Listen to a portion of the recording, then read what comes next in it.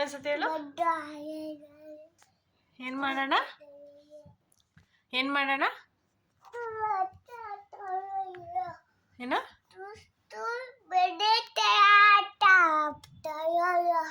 ಸ್ಕೂಲಿಂದ ಬಂದ್ಮೇಲೆ ಲಾತ ಕೊಡೋಣ ಅಣ್ಣಂಗೆ ತಾನೆ. ಇನ್ನೊಂದ್ಸತಿ ಹೇಳು ಹೇಳು, ನೀ ಏನಂದ ಹೇಳು.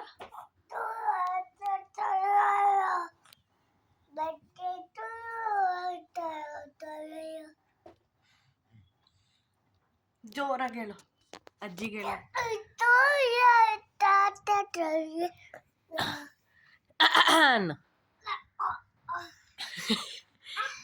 ಈಗ ಹೇಳು, ಸ್ಕೂಲಿಂದ